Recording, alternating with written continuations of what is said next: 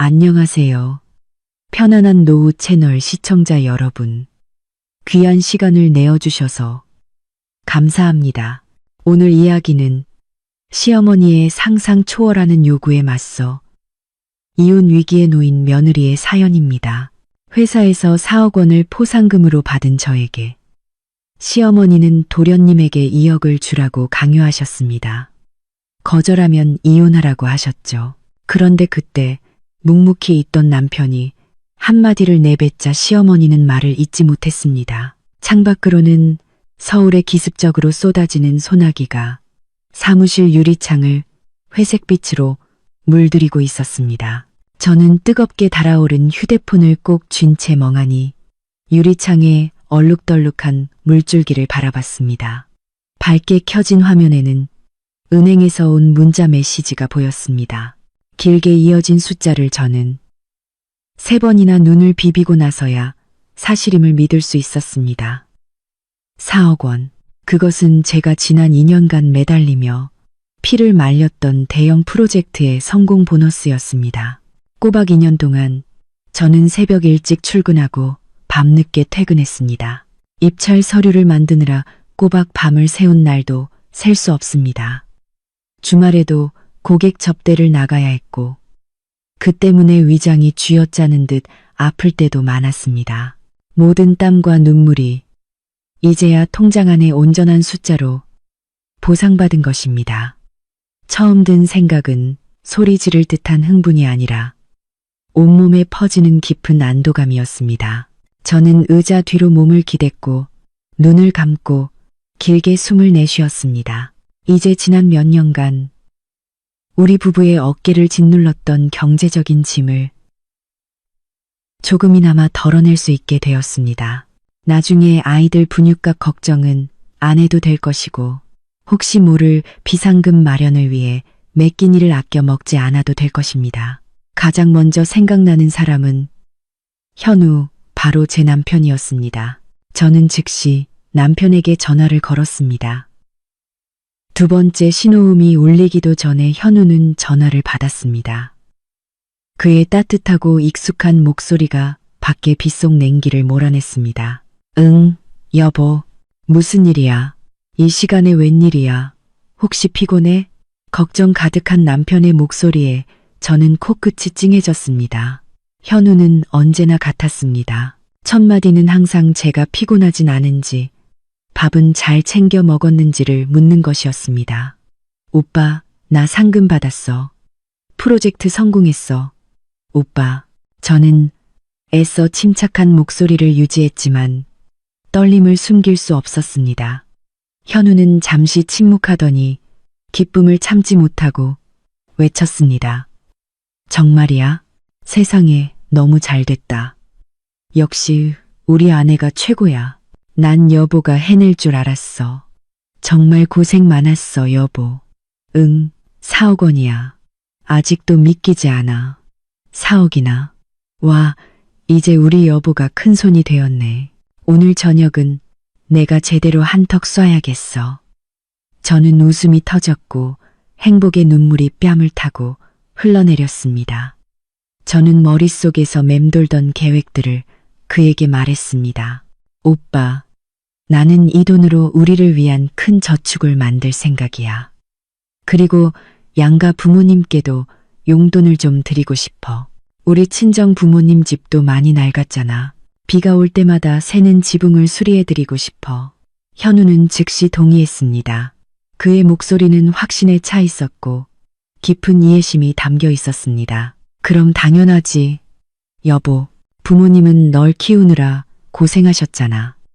네가 성공했으니 효도하는 건 당연해. 난 전적으로 여보를 지지해. 그 돈은 여보가 전부 결정해. 개인적으로 쇼핑을 하든 여행을 가든 부모님께 드리든 모두 여보 마음대로 해. 그동안 너무 고생했잖아. 이제 여보가 이룬 성과를 누릴 때야. 남편의 말은 따뜻한 물처럼 제 마음을 흘러내렸습니다. 저는 제가 사람을 잘못 보지 않았다는 것을 알았습니다. 현우가 시어머니를 어려워하고 가족의 강요에 다소 나약한 면이 있었지만 본질적으로 그는 아내를 사랑하고 생각이 깊은 남자였습니다. 기쁨으로 가득 찬 대화는 끝이 났습니다. 저는 짐을 챙겼고 가슴이 설레는 채로 차를 몰아 집으로 향했습니다. 비도 더 아름답게 느껴졌습니다. 잎에 맺힌 빗방울은 보석처럼 반짝였습니다. 집 대문에 도착하니 문이 살짝 열려 있었습니다. 마당에 들어서자 시어머니가 거실에 앉아 계신 것이 보였습니다. 손에는 테이블을 닦는 행주를 들고 계셨지만 눈은 문 쪽을 뚫어지게 바라보고 계셨습니다. 오늘 시어머니의 눈빛은 이상했습니다.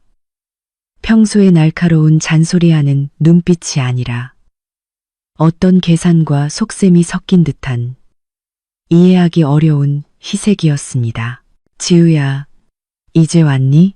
시어머니의 목소리는 너무나 달콤해서 저는 몸이 움츠러들었습니다.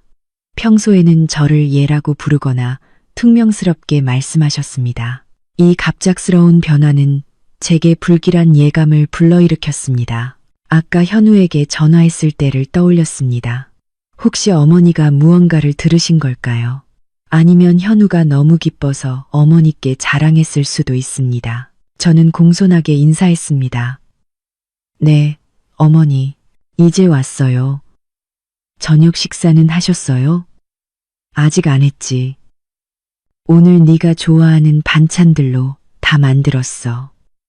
어서 가서 손 씻고 옷 갈아입고 나오렴. 시어머니는 상냥하게 일어나 부엌으로 가서 접시를 나르셨습니다. 저는 시어머니의 뒷모습을 보며 의욕으로 가득 찼습니다.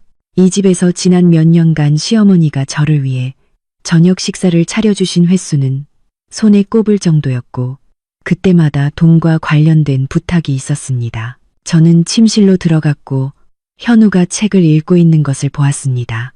저를 보자 그는 환하게 웃으며 다가와 안으려 했지만 저는 조용히 하라는 신호를 보내며 거실 쪽을 가리켰습니다. 현우는 제 뜻을 이해하고 눈짓으로 저를 안심시켰습니다. 나 어머니께 아무 말도 안 했어. 그런데 아까 네 전화 통화할 때 어머니가 문 밖에서 듣고 계신 것 같았어. 아마 아신 것 같아.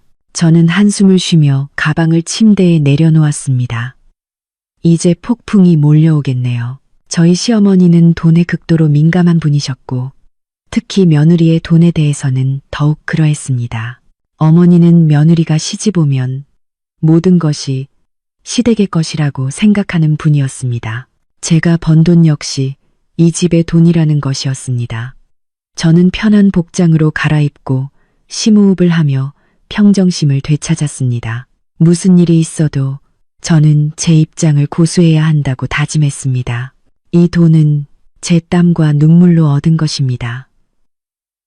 저는 이 돈을 어디에 쓸지 결정할 권리가 있습니다.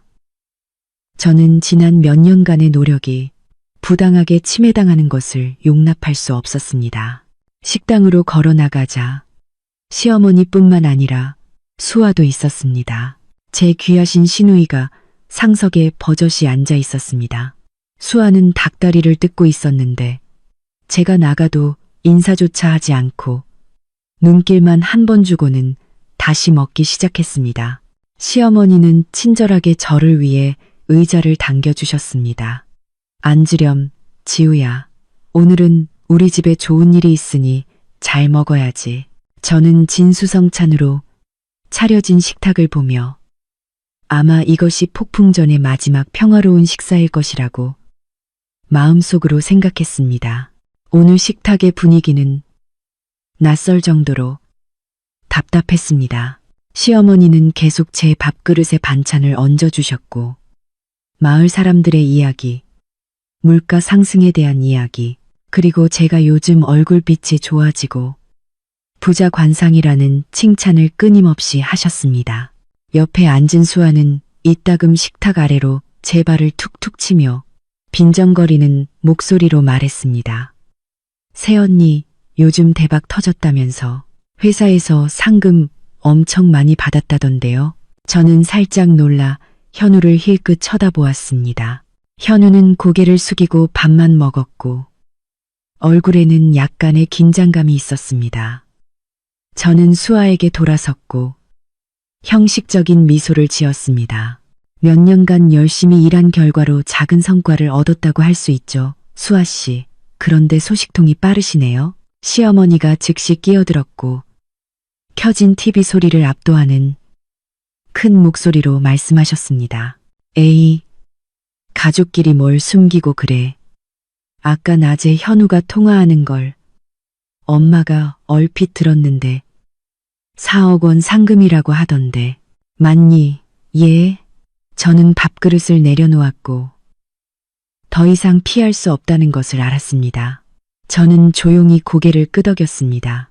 네, 어머니. 제가 그 정도 금액을 상금으로 받은 것이 맞아요. 2년 동안의 프로젝트 수당이에요. 시어머니의 눈은 자동차 전조등처럼 밝게 빛났습니다. 그녀는 무릎을 탁 치며 눈을 가늘게 뜨고 웃었습니다. 역시 우리 며느리가 똑똑할 줄 알았어. 4억 원이면 정말 큰 돈이야. 시골에서는 평생 일해도 꿈꿀 수 없는 돈이지. 우리 집은 너 같은 며느리를 얻은 게 정말 복이야. 시어머니의 칭찬은 어색하기 짝이 없었습니다. 시집 온 5년 동안 저는 단 한 번도 시어머니에게 진심 어린 칭찬을 들어본 적이 없었습니다. 그녀는 항상 제가 서투르고 살림을 모른다고 비난했고 월급은 많으면서 저축할 줄 모른다고 했습니다. 그런데 이제 그녀의 태도는 4억 원이라는 숫자 때문에 180도 바뀌었습니다. 수아는 입술을 삐죽거렸고 질투 가득한 목소리였습니다. 새언니는 정말 팔자 좋다. 갑자기 돈벼락이 떨어지네. 저는 쥐꼬리만 한 월급으로 언제 집을 사서 독립할 수 있을지 모르겠어요. 시어머니는 즉시 수아의 말을 붙잡아 자신이 원하는 방향으로 대화를 이끌었습니다. 그녀는 목소리를 낮추고 가련한 척했습니다. 아이고, 집 이야기하니까 마음이 아프네. 우리 수아도 이제 27, 28살인데 아직도 좁은 월세방에 살아야 하니 엄마 마음이 찢어진단다. 며칠 전에 강남 근처에 마음에 쏙 드는 아파트를 봤는데 돈이 모자라서 발만 동동 구르고 있지 뭐야. 저는 침묵했습니다. 제 예감은 맞았습니다. 이 연극은 제 돈을 빼앗기 위해 꾸며진 것이었습니다. 저는 입가의 비웃음을 감추기 위해 물컵을 들어 한 모금 마셨습니다. 옆에 앉은 현우는 젓가락을 꽉 쥐고 있었습니다. 저는 그의 손등에 핏줄이 솟아오른 것을 보았습니다. 그가 뭔가 말하려 했지만 시어머니가 재빨리 말을 막았습니다. 지우야, 오늘 엄마가 너에게 부탁할 일이 있다. 네가 며느리로서 큰 돈을 갖게 되었으니 언니가 넘어지면 동생이 부축한다고 했지. 네가 손해볼 일은 절대 없을 거야. 네가 2억 원을 꺼내서 수아에게 주면 좋겠어. 언니 오빠가 어려울 때 동생을 도와주는 거라고 생각하렴. 2억 원. 시어머니는 마치 시장에서 채소 한 단을 사는 2,000원처럼 가볍게 2억 원을 말했습니다. 저는 굳어진 채로 시어머니의 눈을 똑바로 쳐다보았습니다. 그녀의 눈에는 조금의 부끄러움도 없었고 오직 적나라한 탐욕과 당연하다는 듯한 강요만 있었습니다. 수아도 맞장구 쳤고 달콤한 목소리였습니다. 맞아요. 새언니, 저한테 2억만 주시면 제가 집을 살게요. 나중에 사업 잘 되면 제가 조금씩 갚을게요. 그리고 가족끼리 뭘 그렇게 계산해요? 새언니는 4억이나 있잖아요. 반만 주시면 2억이 남잖아요. 펑펑 쓸 수 있을 거예요. 저는 물컵을 세게 식탁에 내려놓았습니다. 나무 식탁에 유리컵이 부딪히는 둔탁한 소리가 울려 퍼졌고 세 사람 모두 움찔했습니다. 저는 깊은 숨을 들이마시며 가슴에서 치밀어 오르는 분노를 참으려 노력했습니다. 어머니, 그리고 수아 씨, 2억 원은 적은 돈이 아닙니다. 이 돈은 제가 건강과 시간, 그리고 청춘을 바쳐 얻은 땀과 눈물이에요. 저도 저희 작은 가정을 위한 계획이 있고 저희 친정 부모님께 효도할 계획도 있습니다. 시어머니의 얼굴은 즉시 굳어졌고 가짜 미소는 사라졌습니다. 그 대신 심술전고 비꼬는 듯한 본 모습이 드러났습니다. 무슨 계획? 누구한테 효도? 너는 시집 왔으니 시댁을 먼저 생각해야지. 내 친정 부모님은 시골에 번듯한 집도 있으신데 내 돈이 뭐가 더 필요하겠니? 그런데 내 시누이는 월세방에 살고 있는데 너는 가슴이 아프지도 않니? 너는 어쩌면 그렇게 이기적이니? 지우야, 저는 제 귀를 의심했습니다. 시어머니의 뻔뻔함은 제가 참을 수 있는 한계를 넘어섰습니다. 저는 현우 쪽을 바라보며 그의 말을 기다렸습니다. 현우는 고개를 들어 어머니를 바라보았고 그의 눈빛에는 극도의 실망감이 담겨 있었습니다. 어머니, 어떻게 그렇게 말씀하세요? 아내가 번 돈은 아내가 쓰고 싶은 대로 쓸 권리가 있어요. 수아가 집을 사고 싶다면 스스로 노력하거나 본인 돈에 맞는 집을 사야지. 왜 새언니에게 돈을 달라고 강요해요? 시어머니는 식탁을 쾅 치며 소리 질렀고 국그릇의 국물이 밖으로 튀었습니다. 너는 당장 입 다물어. 내가 내 아내를 가르치고 있잖아. 내가 남편으로서 아내를 가르치지 못해서 아내가 내 머리 꼭대기에 앉으려는 거잖아. 그 돈은 내 돈이기도 하고 이 집의 돈이야. 내가 엄마로서 결정할 권리가 있어. 수아는 훌쩍이기 시작했고 가짜 눈물이 주르륵 흘러내렸습니다. 오빠는 새언니 편만 들고 힘든 여동생은 외면하는 거야. 흑흑, 나는 오빠랑 새언니 같은 가족이 있어서 불행해. 제 눈앞의 광경은 정말 혼란스럽고 우스꽝스러웠습니다. 제가 그동안 애써 가꾸려 했던 시댁 가족은 이제 염치도 모르는 돈벌레들로 본 모습을 드러냈습니다. 저는 오늘 이 식사가 제 인내심의 끝을 알리는 것이며 무자비한 전쟁의 시작이 될 것임을 알았습니다. 저는 자리에서 일어나 그 세 사람을 똑바로 쳐다보았고 제 목소리는 한 글자 한 글자 또렷했습니다. 어머니, 죄송하지만 이 요구는 들어드릴 수 없습니다. 제 거절은 시어머니의 얼굴에 차가운 물을 끼얹은 것 같았습니다. 그녀는 저를 멍하니 바라보았고 지난 5년간 순하고 인내심 강했던 며느리가 오늘 이렇게 반항할 줄은 예상하지 못한 듯했습니다. 방 안에는 몇 초간 침묵이 흘렀고 오직 수아의 가짜 흐느낌과 시어머니의 숨막힐 듯한 분노의 한숨만이 들렸습니다. 그리고 분노가 폭발했습니다. 시어머니는 벌떡 일어났고 식탁 위의 음식들을 뒤엎었습니다. 접시들이 깨지는 소리가 요란했고 음식물들이 바닥에 흩뿌려졌으며 제 옷에까지 튀었습니다. 저는 한 걸음 뒤로 물러섰고 발밑에 난장판을 망연자실하게 바라보았습니다. 네가 감히 엄마에게 대들어. 네가 감히 나에게 안 된다고 말해. 이 버릇없는 며느리 같으니 내가 너를 데려온 건 이 집에서 여왕 행세하라고 데려온 줄 알아. 시어머니는 분노로 떨리는 손가락으로 제 얼굴을 똑바로 가리켰습니다. 그녀의 얼굴은 붉게 달아올랐고 목에 핏줄이 솟아올랐습니다. 어머니께 대드는 것이 아닙니다. 저는 단지 이치에 맞는 말을 하는 거예요. 제가 번 돈은 제가 결정할 권리가 있어요. 수아 씨가 집을 사고 싶다면 제가 약간의 도움을 줄 수는 있지만 저에게 2억 원을 강제로 내놓으라는 것은 무리한 요구입니다. 저는 가슴이 울컥했지만 최대한 침착한 목소리를 유지하려 노력했습니다.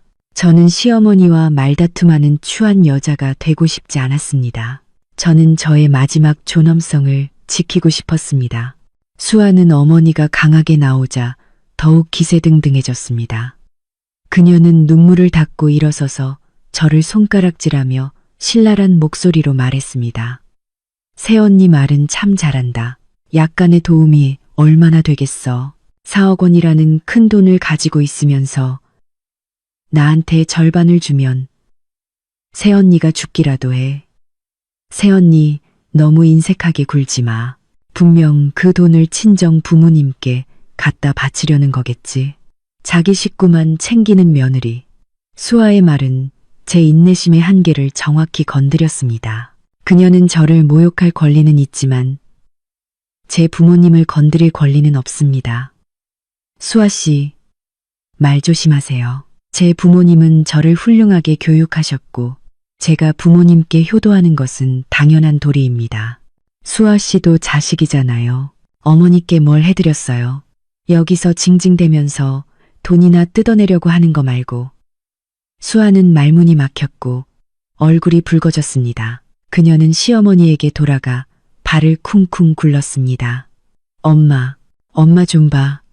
얘가 나한테 욕하잖아. 엄마, 얘 당장 내쫓아.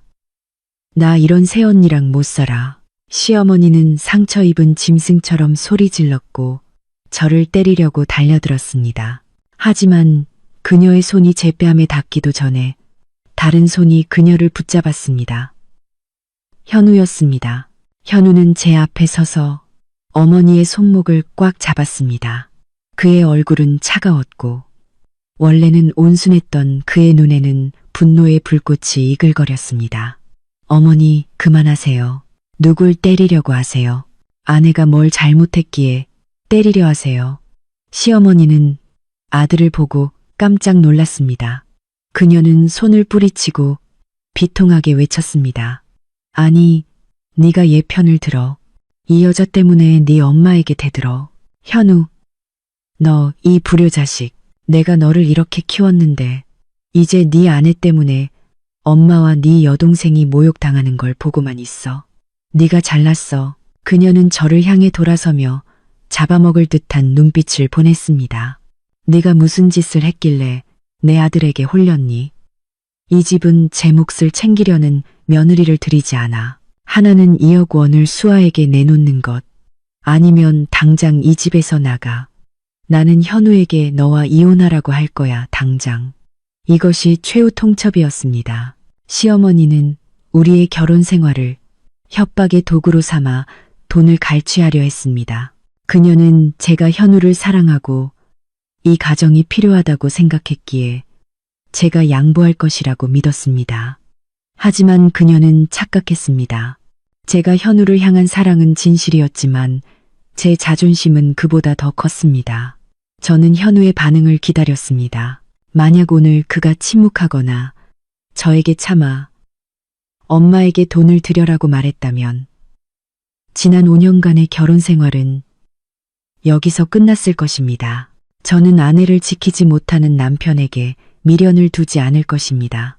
현우는 어머니의 손을 놓았고 저에게로 돌아섰습니다.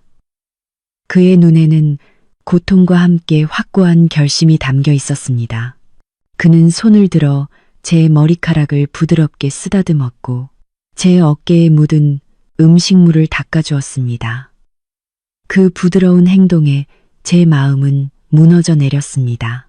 그리고 그는 어머니와 수아에게로 돌아섰습니다. 그는 소리 지르지 않았지만 그의 목소리는 낮고 방 전체에 울려 퍼졌으며 하나하나의 단어가 칼처럼 날카로웠습니다. 어머니는 이혼으로 협박하실 필요 없어요. 그런 일은 절대 일어나지 않을 테니까요. 음식물과 깨진 그릇들로 어질러진 거실은 갑자기 조용해졌습니다. 시어머니와 수아는 현우를 멍하니 쳐다보았고 그의 말을 이해하지 못한 듯 했습니다. 그들은 현우가 늘 그랬듯이 어머니께 사과하고 아내에게는 돈을 내놓아 일을 조용히 처리하라고 달랠 것이라고 믿고 있었습니다. 하지만 오늘의 현우는 달랐습니다. 그는 저를 위해 깨끗한 구석의 의자를 당겨 앉혔습니다. 그리고 그는 방 한가운데 서서 자신의 두 가족과 마주섰습니다. 그의 굳게 선 등은 저를 그들의 악의적인 시선으로부터 보호해 주었습니다. 지난 5년간 저는 너무 많은 침묵을 지켰습니다. 어머니, 저는 적당히 넘어가는 게 좋다고 생각했고 가정이 평화롭기를 바랐습니다. 하지만 저의 침묵은 어머니와 수아가 제 아내를 억압하도록 부추긴 꼴이 되었습니다. 현우는 말을 시작했고 감정을 억누르는 목소리는 떨렸습니다. 오랫동안 억눌렸던 기억과 울분이 터져 나오듯 쏟아졌습니다. 지우가 시집 온 첫날부터 어머니는 새벽 5시에 일어나 온 가족의 밥을 짓고 빨래를 손으로 하라고 강요하셨죠. 집에 세탁기가 있는데도 말이에요. 제가 아내가 안쓰러워 도와주려고 하면 어머니는 저에게 남자가 부엌에 들어가는 게 아니라고 꾸짖으셨어요. 지우는 불평 한마디 없이 묵묵히 했습니다. 시어머니는 입을 열고 반박하려 했지만 현우가 손을 들어 막았습니다. 제가 끝까지 말하게 해주세요. 지우가 매달 벌어오는 월급은 어머니는 은근히 보관해 주겠다고 하셨죠. 지우가 자기 자신을 위해 옷 한 벌을 사도 어머니는 낭비한다고 쏘아보셨어요. 반면에 수아는 매일 새언니에게 명품 가방과 신발 살 돈을 요구했지만 어머니는 웃으며 애가 젊으니 멋 부릴 수 있지라고 말씀하셨어요. 현우는 수아에게로 돌아서서 그녀를 움츠러들게 만드는 날카로운 눈빛을 보냈습니다. 그리고 너도 수아, 너는 다 컸는데도 철이 없어. 이 집에 매달 전기세, 수도세, 식비는 누가 냈어? 지우 새언니야.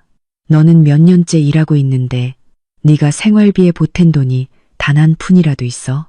전부 내 개인적인 소비에만 썼잖아. 새언니가 아파서 누워있을 때도 너는 죽 한 그릇 끓여주지 않고 오히려 새언니에게 전화해서 내 밥을 배달시켜 먹으라고 했잖아. 너는 양심이 있니? 수아는 고개를 푹 숙였고 입안에서 중얼거렸습니다. 나는 막내니까. 막내는 무슨 막내? 너는 27살이야. 내 나이 때 지우는 이미 프로젝트 매니저로 일했고 우리 가족 대소사를 다 책임지고 있었어. 그런데 너는 뭐 했니? 오직 의존하고 이기적이고 요구할 줄만 알았지. 현우는 깊은 숨을 들이마시고 어머니를 다시 바라보았습니다. 오늘 어머니는 아내에게 2억 원을 강요하셨죠. 그 2억 원이 얼마나 큰 돈인지 아세요? 아내는 그 돈을 벌기 위해 병원에 입원해서 링거까지 맞아가며 일했어요. 어머니는 아내에게 안부 전화 한 통 없이 오직 그 돈에만 눈독을 들이셨어요. 며느리를 돈 찍어내는 기계로 여기시는 건가요? 너 감히 엄마한테 훈계하니? 시어머니는 말을 더듬었고 얼굴이 창백해졌습니다. 훈계하는 것이 아닙니다. 어머니, 저는 단지 사실을 말하는 거예요. 사실은 어머니와 수아가 지우에게 너무 잔인했다는 거예요. 저는 남편으로서 아내를 지켜주지 못한다면 비겁한 사람이에요. 이전에는 제가 나약했어요. 지우에게 죄를 지었어요. 하지만 이 순간부터는 아무도 아내를 괴롭히게 두지 않을 거예요.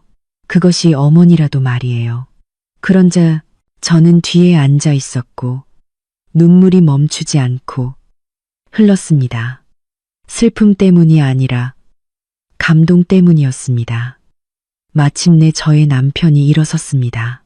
마침내 저의 묵묵한 희생을 그가 이해하고 소중히 여겨주었습니다. 시어머니는 의자에 주저앉았고 통곡하기 시작했습니다.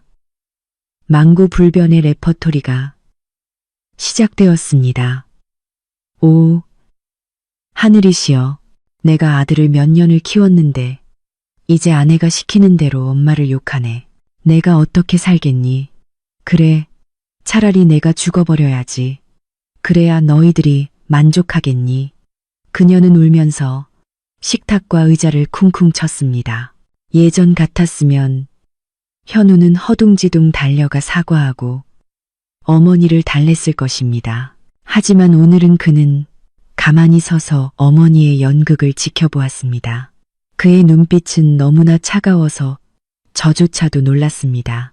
그는 이 수법에 너무 익숙해져 있었고 더 이상 효과가 없었습니다. 어머니, 이제 죽겠다는 협박은 그만하세요. 어머니는 건강하세요. 자식들을 더 괴롭히시려고 오래 사셔야죠. 제가 말씀드렸잖아요. 지우의 돈은 지우의 것입니다. 저는 단 한 푼도 수아에게 주도록 허락하지 않을 거예요. 수아가 집을 사고 싶다면 스스로 은행에 대출받아 사서 스스로 갚아나가야죠.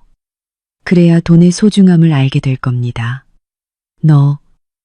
너 당장 내 아내를 내쫓아. 난 더 이상 그 얼굴 안 볼 거야. 시어머니는 절망적으로 소리쳤습니다. 현우는 고개를 끄덕였습니다. 그의 단호한 끄덕임에 제 심장은 멈칫했습니다.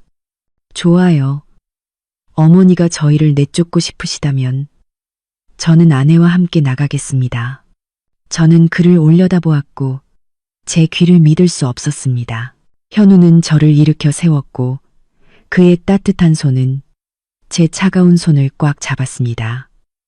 지우야, 방에 가서 짐을 챙겨. 필요한 것들만. 당장 지금 나가자. 현우 씨, 정말이에요. 저는 떨리는 목소리로 물었습니다. 진심이야. 이 집은 더 이상 우리 보금자리가 아니야. 여기 남아있는 건 여보를 고통스럽게 할 뿐이야. 나는 두 손 두 발이 멀쩡하고 여보는 능력이 있어. 우리 밖으로 나가서 월세로 살더라도 마음 편하게 살자. 가자, 여보. 현우의 가자, 여보라는 말은 해방 명령 같았습니다. 저는 눈물을 닦고 단호하게 고개를 끄덕였습니다. 네, 같이 가요. 우리는 함께 침실로 걸어 들어갔고 뒤에는 시어머니의 통곡과 욕설, 그리고 수아의 어리둥절하고 두려워하는 얼굴을 남겨두었습니다. 저는 침실 문이 닫히는 순간 우리 삶의 쓰라린 한 장이 닫히고 새 장이 열리는 것임을 알았습니다. 비록 앞날에 시련이 있을지라도 적어도 우리는 한 마음이었습니다. 저는 옷장을 열고 재빨리 짐을 여행 가방에 넣었습니다. 현우도 배낭을 들고 노트북과 중요한 서류들을 챙겼습니다. 우리는 아무 말도 하지 않았지만 우리의 호흡은 그 어느 때보다 잘 맞았습니다. 우리는 이 세상의 지옥 같은 곳에서 함께 극적인 탈출을 감행하고 있었습니다. 침실 안의 공기는 긴장으로 꽉 차 있었습니다. 저는 옷장을 열었고 꼭 필요한 옷가지를 챙기는 손은 여전히 약간 떨렸습니다. 현우는 옆에서 재빨리 신분증, 통장, 그리고 노트북을 배낭에 넣었습니다. 그는 모든 것을 놀랍도록 침착하게 처리했습니다. 한계에 도달했고 모든 족쇄를 부수기로 결심한 남자의 평정심이었습니다. 시어머니의 절규는 거실에서 여전히 들려왔고 수아의 가짜 흐느낌과 섞였습니다. 너희들 당장 눈앞에서 사라져. 이 집을 나가서 어떻게 사는지 두고 보자. 이 버릇없는 자식들. 저는 잠시 멈췄고 마음속에 안쓰러움이 밀려왔습니다. 어쨌든 이곳은 제가 5년 동안 살면서 행복한 보금자리를 만들고 싶었던 곳이었습니다. 하지만 이제 이곳은 저의 자유와 자존심을 가두는 감옥일 뿐이었습니다. 현우는 제가 망설이는 것을 알아차리고 가까이 다가와 제 어깨에 두 손을 얹고 저를 자신과 마주보게 돌려 세웠습니다. 지우야, 아무 생각하지 마. 우리는 잘못한 거 없어. 나를 믿어. 남편의 굳건한 눈빛은 제게 힘을 주었습니다. 저는 고개를 끄덕였고 남은 옷 몇 벌을 여행 가방에 마저 넣고 지퍼를 닫았습니다. 지퍼 닫는 소리는 마치 지금의 제 마음을 대변하듯 단호했습니다. 우리는 여행 가방을 끌고 거실로 나섰고 풍경은 여전히 아수라장이었습니다. 시어머니는 바닥에 주저앉아 머리가 산발이었고 가슴을 쿵쿵 치고 있었습니다. 수아는 구석에 바짝 붙어서서 오빠를 눈치껏 바라보고 있었습니다. 우리가 여행 가방을 들고 나서는 것을 보자 시어머니는 달려들어 문을 가로막았습니다. 현우, 너 정말 갈 거니? 너 엄마를 정말 버릴 거니? 이 엄마 시체라도 밟고 가. 현우는 멈춰 섰습니다. 그는 여행 가방 손잡이를 놓았고 어머니와 마주보고 곧게 섰습니다. 그는 이 익숙한 연극에 전혀 흔들리지 않았습니다. 예전에는 어머니가 죽음을 협박하기만 해도 그는 마음이 약해졌습니다. 하지만 오늘은 달랐습니다. 어머니, 일어나세요. 바닥이 차가워요. 연세도 있으신데 스스로를 그렇게 학대하지 마세요. 현우는 말했습니다. 그의 목소리는 낮고 슬펐습니다. 그는 어머니를 일으켜 세우지 않고 그저 바라보기만 했습니다. 그의 행동에서 느껴지는 거리감에 시어머니는 깜짝 놀랐습니다. 그녀는 예전의 순종적인 아들이 자신의 통제권에서 벗어났다는 것을 깨달았습니다. 너 정말 매정하구나. 어머니가 우리를 내쫓으신 거예요. 저는 아내가 존중받고 저희 가정이 평화로운 삶을 살고 싶어요. 어머니 건강 잘 챙기세요. 어머니 마음이 평온해지시고 모든 것을 신중하게 생각하실 때 제가 다시 찾아뵙겠습니다. 그렇게 말한 현우는 제 손을 꽉 잡았고 다른 손으로는 여행 가방을 들고 어머니를 지나쳐 문 밖으로 나섰습니다. 시어머니는 그 자리에 굳어진 채 입을 다물지 못했습니다. 아마 그녀는 자신의 마지막 수단마저 처참하게 실패할 줄은 예상하지 못했을 것입니다. 수아는 대문까지 따라와 소리쳤습니다. 오빠가 정말 가면 누가 엄마를 모셔? 누가 나 학원비 내줘? 현우는 문 밖으로 나가기 전 친동생을 마지막으로 돌아보았습니다. 너도 이제 다 컸어. 수아, 내 밥은 네가 벌어먹어. 다른 사람에게 의존하지 마. 우리 부부는 너에게 아무 빚도 없어. 무거운 철문이 우리 뒤에서 닫혔고 두 세계를 분리했습니다. 한쪽은 이기심, 시끄러움, 그리고 강요가 있는 곳. 다른 한쪽은 고요한 밤이지만 자유로 가득한 곳이었습니다. 저와 현우는 여행 가방을 끌고 텅 빈 길을 걸었습니다. 노란 가로등 불빛이 우리 부부의 그림자를 길게 드리웠습니다. 비는 그쳤고 공기는 차가웠지만 저는 이상하리만큼 따뜻함을 느꼈습니다. 현우의 손은 여전히 제 손을 꽉 잡고 있었고 저에게 온기와 절대적인 안정감을 전달해 주었습니다. 우리 이제 어디로 가요? 오빠, 저는 조용히 물었습니다. 현우는 저를 돌아보며 안심시키는 미소를 지었습니다. 일단 오늘 밤은 회사 근처 호텔에서 묵자. 내일 내가 하루 휴가를 내서 작은 아파트 월세방을 보러 다닐게. 걱정 마, 여보. 나에게 따로 모아둔 비상금이 있어. 당분간 생활하기엔 충분해. 저는 그의 손을 더 꽉 잡았습니다. 저는 돈이 걱정되지 않았습니다. 제 상금과 우리 부부의 능력이라면 우리는 충분히 잘 살 수 있었습니다. 제가 걱정되는 것은 현우의 마음 상태였습니다. 오빠는 슬프지 않아요? 현우는 한숨을 쉬며 밤하늘을 올려다보았습니다. 슬프지, 여보. 누가 집을 떠나고 싶겠어. 하지만 내가 계속 나약하게 있으면 나는 여보를 잃을 거라는 걸 깨달았어. 그리고 그게 내가 가장 두려워하는 거야. 집은 다시 지을 수 있지만 아내를 잃으면 평생 후회할 거야. 그의 말은 제 눈물을 다시 흐르게 했지만 이번에는 행복의 눈물이었습니다. 저는 오늘 떠나기로 한 결정이 완전히 옳았음을 알았습니다. 우리는 내일 출근하기 편하도록 회사 근처의 호텔방을 잡았습니다. 방은 그리 넓지 않았지만 깨끗하고 조용했습니다. 방문이 닫히고 바깥 세상과 완전히 단절되자 우리 둘 다 가슴을 짓누르던 천근만근의 바위를 내려놓은 듯 안도의 한숨을 쉬었습니다. 현우는 여행 가방을 방구석에 두고 저에게 돌아와 저를 껴안았습니다. 그는 저를 아주 세게 껴안았고 제 어깨에 얼굴을 묻고 익숙한 제 향기를 들이마셨습니다. 저도 팔을 뻗어 그의 등을 감싸 안았고 셔츠 너머로 강하게 뛰는 그의 심장 박동을 느꼈습니다. 우리는 아주 오랫동안 그렇게 서 있었고 아무도 말을 하지 않았습니다. 이 순간의 침묵은 수많은 말보다 귀했습니다. 그것은 막 큰 폭풍을 겪어낸 두 영혼 사이의 이해, 공유, 그리고 유대감이었습니다. 미안해, 여보.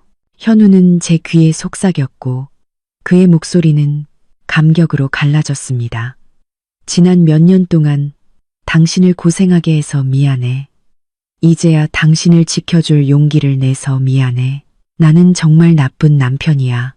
저는 고개를 흔들고 손을 들어 야윈 남편의 얼굴을 쓰다듬었습니다. 아니요, 오빠는 전혀 나쁘지 않아요. 오늘 오빠는 정말 멋졌어요. 저를 선택해줘서, 제 편에 서줘서 고마워요. 현우는 제 눈을 깊이 바라보았고 그의 눈에는 사랑이 가득했습니다. 그는 제 이마에 가볍게 키스한 뒤 눈과 코로 내려와 마침내 제 입술에 키스했습니다. 오늘 그의 키스는 평소와 달랐습니다. 그것은 서두르지 않았고 존중과 애정이 가득했습니다. 앞으로 다시는 아무도 여보를 상처 입히게 두지 않을 것을 약속해. 우리는 처음부터 다시 시작할 거야. 진정한 보금자리를 만들자. 기쁨과 웃음만이 있는 곳으로. 그날 밤 우리는 손을 잡고 나란히 누워 있었습니다.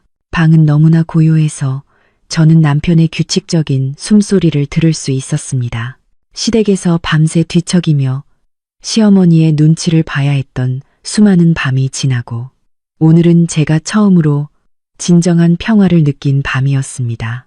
저는 현우에게 시골에 계신 저희 부모님 집을 수리해드릴 계획에 대해 이야기했습니다. 현우는 신이 나서 함께 논의했습니다. 그는 부모님을 위해 채소를 심고 닭을 키울 수 있는 작은 텃밭도 만들자고 제안했습니다. 나는 이렇게 생각하고 있어. 내일 방 2개짜리 아파트를 구하자. 방 하나는 우리 부부가 쓰고 다른 하나는 나중에 우리 아이나 양가 부모님이 올라오셨을 때 쓸 수 있도록. 여보의 상금은 친정 부모님 일에 쓰는 건데 생활비와 월세는 내가 전부 책임질게. 내 월급도 요즘 많이 올랐으니 걱정하지 마. 저는 행복하게 미소 지었습니다. 알았어요. 하지만 부부는 함께 짐을 져야죠. 저도 상금의 일부를 떼서 우리 새집 가구 사는데 보탤게요. 우리 보금자리는 제 손으로 직접 꾸미고 싶어요. 좋아, 아내 뜻대로 해. 아내가 최고지.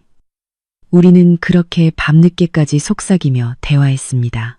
모든 걱정과 근심은 사라진 듯 했습니다. 이 낯선 방에서 저는 그동안 제가 갈망했던 가족의 따뜻함을 다시 찾았습니다. 잠은 저에게 아주 가볍게 찾아왔고 악몽도 없었으며 오직 남편의 따뜻한 팔만이 저를 감싸고 있었습니다. 다음 날 아침 저는 끊임없이 울리는 전화 벨소리에 잠이 깼습니다. 저는 눈을 비비며 머리맡에 전화를 잡았는데 화면에는 수아의 이름이 보였습니다. 부재중 전화는 단 한 통이 아니었고 수아, 시어머니, 그리고 시댁 쪽 숙모들에게서 온 수십 통의 문자, 메시지와 전화가 있었습니다. 저는 수아의 문자 메시지 하나를 열었는데 눈에 들어온 것은 원한 가득한 글자들이었습니다. 새언니, 정말 대단하다. 오빠를 부추겨서 집을 나가다니. 새언니는 요물이야. 당장 우리 오빠를 돌려줘. 엄마가 지금 몸져 누우셨어. 너희들 당장 안 돌아와? 이 불효자식들. 저는 한숨을 쉬었습니다. 평화로웠던 아침의 감각은 사라졌습니다. 현우도 막 잠에서 깨어났고 제 긴장된 표정을 보더니 제 손에서 전화를 가져가 훑어보았습니다. 그의 얼굴은 어두워졌습니다. 그들이 아직도 우리를 놓아주지 않네. 현우는 차가운 목소리로 말했습니다. 그도 자신의 휴대폰이 비슷한 욕설이 담긴 문자 메시지로 가득 차 있는 것을 보았습니다. 시어머니는 온 친척들에게 며느리가 아들을 꼬드겨 집을 나가고 돈을 훔쳐 달아났다고 소문낸 것이었습니다. 저는 걱정스럽게 현우를 바라보았습니다. 오빠, 우리 가서 어머니 좀 뵙고 올까요? 혹시 정말 아프신 거면 어떡해요? 현우는 단호하게 고개를 흔들었습니다. 아니, 여보, 이건 어머니의 수법일 뿐이야. 만약 정말 아프시다면 수아가 구급차를 불렀겠지. 이렇게 한가하게 욕설 문자를 보내고 있진 않을 거야. 여보, 마음 약해지지 마. 지금 우리가 돌아가면 어제의 모든 노력이 물거품이 될 거야. 그렇게 말한 현우는 저를 놀라게 하는 행동을 했습니다. 그는 어머니, 수아, 그리고 우리를 괴롭히는 모든 친척들의 전화번호를 차례로 차단했습니다. 그는 망설임 없이 단호하게 그것을 실행했습니다. 자, 됐어. 이제 그들이 여보를 괴롭히지 못할 거야. 여보는 마음 놓고 출근해. 소문 같은 건 신경 쓰지 마. 여기서 멈추지 않고 현우는 페이스북을 열었습니다. 그는 매우 긴 상태 메시지를 쓰기 시작했습니다. 저는 궁금해서 그의 머리 위로 고개를 내밀어 보았습니다.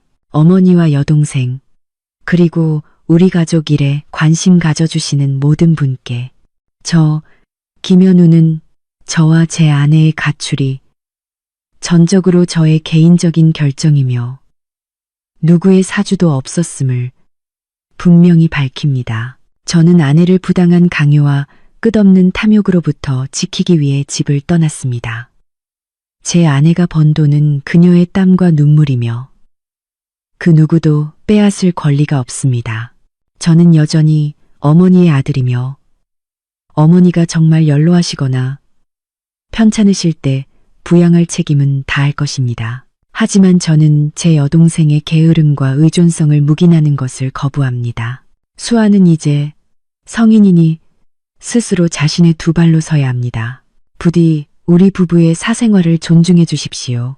더 이상 제 아내를 괴롭히지 마십시오. 만약 누가 그녀에게 모욕적인 메시지를 보낸다면 저는 가족 간의 정을 봐주지 않을 것입니다.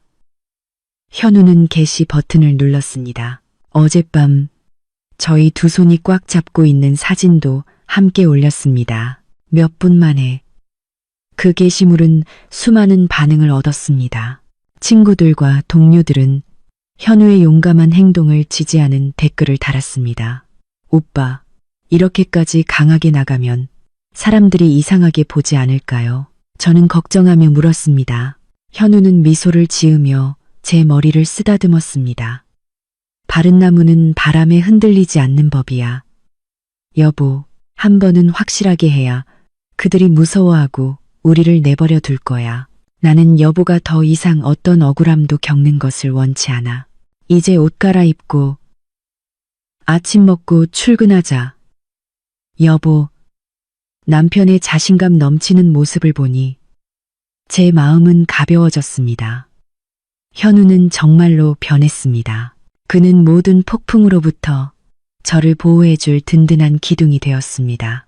저는 앞으로의 길이 멀다는 것을 알았지만 그가 제 곁에 있는 한 아무것도 두렵지 않았습니다. 그 주말 우리는 작고 예쁜 아파트에 새로운 보금자리를 마련한 후 현우는 저를 데리고 시골에 계신 저희 친정 부모님을 찾아뵙자고 제안했습니다. 오랫동안 부모님을 찾아뵙지 못했잖아요. 분명 엄마 아빠가 여보를 많이 보고 싶어 하실 거예요. 그리고 나도 부모님께는 제대로 말씀을 드려야 할 것 같아서요. 현우는 운전하면서 제 손을 살짝 잡았습니다. 차는 익숙한 국도를 달렸고 시끄러운 도시와 시댁의 문제들은 뒤로 남겨두었습니다. 제 마음은 새장 속의 새처럼 날아갈 듯 설렜습니다. 부모님을 뵙고 따뜻한 시골 밥상을 먹을 생각에 저는 너무나 기대되었습니다. 집 대문에 도착했을 때 부모님은 텃밭에서 쪼그리고 앉아 채소를 다듬고 계셨습니다. 우리 차가 오는 것을 보시더니 두 분은 서둘러 뛰어나오셨고 얼굴의 잔주름 사이로 환한 미소가 피어났습니다. 어머나, 너희들 왔구나. 미리 말도 안 하고 와서 엄마가 밥도 못 차렸네. 어머니는 옷자락에 손을 털며 환하게 웃으셨습니다. 저는 차에서 내려 어머니께 달려가 꼭 껴안았습니다. 어머니의 땀과 햇볕 냄새가 섞인 익숙한 향기에 코끝이 찡해졌습니다. 엄마 아빠가 너무 보고 싶어서 깜짝 방문했어요. 현우도 선물 가방을 들고 와 공손하게 인사했습니다. 장인어른, 장모님, 안녕하세요. 두 분 건강하시죠? 아버지는 사위의 어깨를 두드리며 크게 웃으셨습니다. 하하, 그럼 건강하지. 어서 와서 물 마시거라. 먼 길 오느라 피곤했을 텐데. 그날 점심 식사는 유난히 따뜻한 분위기에서 진행되었습니다. 어머니는 제가 좋아하는 반찬들만 잔뜩 만드셨습니다. 된장찌개, 가지볶음, 닭볶음탕, 소박하지만 사랑이 가득 담긴 음식들이었습니다. 시댁의 화려하지만 차가웠던 식사와는 완전히 달랐습니다. 식사를 마친 후 현우는 부모님께 진지하게 할 말이 있다며 허락을 구했습니다. 그는 아버지께 차를 따라드리고는 갑자기 방 한가운데 무릎을 꿇었습니다. 부모님은 깜짝 놀라 그를 일으켜 세우려 하셨습니다. 얘야, 왜 이러니? 무슨 일이든 일어나서 말해. 다 한 가족인데. 현우는 단호하게 무릎을 꿇었습니다. 그의 목소리는 낮았지만 후회로 가득했습니다. 장인, 장모님. 오늘 제가 온 것은 두 분께 사죄를 드리기 위함입니다. 저는 지우와 결혼할 때 드렸던 약속을 지키지 못했습니다. 지난 5년 동안 저는 지우가 시댁에서 많은 억울함과 고통을 겪도록 내버려 두었고 제가 나서서 그녀를 보호하지 못했습니다. 진심으로 죄송합니다. 부모님은 서로를 바라보셨고 저를 바라보셨습니다. 저는 눈물을 글썽이며 며칠 전 있었던 일을 부모님께 간략하게 말씀드렸습니다. 이야기를 들으신 후 어머니는 딸이 안쓰러워 눈시울이 붉어졌고 아버지는 곰방대에 담배를 넣고 묵묵히 피우셨습니다. 잠시 후 아버지는 담배를 끄시고 현우를 일으켜 세웠습니다. 됐다. 네가 잘못을 알고 고치려 하는 것이 중요하다. 우리가 지우를 너에게 시집 보낸 건 네 사람됨을 믿었기 때문이다. 시어머니와 며느리 갈등은 어느 집이나 있는 법. 중요한 건 남편이 중심을 잘 잡는 것이지. 이번에 네가 대처한 방식은 옳았다. 나는 네가 자랑스럽다. 어머니도 현우의 손을 잡고 다정하게 당부하셨습니다. 우리는 그저 너희 둘이 행복하게 살고 서로 보듬어주며 살기를 바랄 뿐이다. 시댁 일은 너희가 천천히 생각해서 처리하렴. 너무 긴장 관계를 유지하는 것도 좋지 않다. 어찌되었든 그분도 너를 낳아주신 어머니니까. 네, 명심하겠습니다. 저를 용서해 주셔서 감사합니다. 현우는 고개를 숙였습니다. 그리고 이것도 있어요. 저는 신나서 자랑했습니다. 이번에 제가 프로젝트 성공 상금을 크게 받았어요. 부모님께 조금 드려서 지붕도 고치시고 마당도 깔끔하게 다시 만드셨으면 좋겠어요. 저는 돈 봉투를 어머니께 드렸습니다. 어머니는 깜짝 놀라 봉투를 다시 밀어내셨습니다. 아이고, 됐다, 됐어. 우리야 연금도 나오고 시골에서 돈 쓸 일도 없다. 너희는 이제 막 분가해서 신경 쓸 일이 많을 텐데 너희 집 사는데 쓰렴. 현우는 어머니의 손을 잡고 봉투를 단호하게 쥐어드렸습니다. 어머니, 지우 기쁘게 해주시려면 받으세요. 이건 지우의 마음이에요. 저희는 젊으니 다시 돈 벌 수 있어요. 부모님은 평생 고생하셨으니 이제는 복을 누리실 때예요. 안 받으시면 지우가 울 거예요. 사위의 능숙한 말에 어머니는 눈물을 글썽이며 봉투를 받으셨습니다. 그녀는 저를 바라보았고 눈에는 자부심이 가득했습니다. 그날 오후 저희 가족은 웃음이 끊이지 않았습니다. 현우는 팔을 걷어붙이고 아버지와 함께 닭장을 고쳤고 저는 어머니를 도와 저녁 식사 준비를 했습니다. 남편이 장인, 장모님과 잘 지내고 힘든 일도 마다하지 않는 모습을 보니 제 마음은 놀라울 정도로 평화로워졌습니다. 저는 제게 제때 정신 차린 남편을 주셔서 이 완전한 행복을 누릴 기회를 주신 하늘에 감사했습니다. 시댁을 떠난 지 2달 후 우리의 삶은 정상 궤도에 올랐습니다. 우리가 얻은 월세 아파트는 15층에 있었고 바람이 잘 통하는 남동향 발코니가 있었습니다. 매일 아침 깨어나면 햇살이 방 안에 가득 찼고 상쾌함과 에너지로 충만했습니다. 퇴근 후 저와 현우는 함께 마트에 가서 손을 잡고 채소와 생선을 골랐습니다.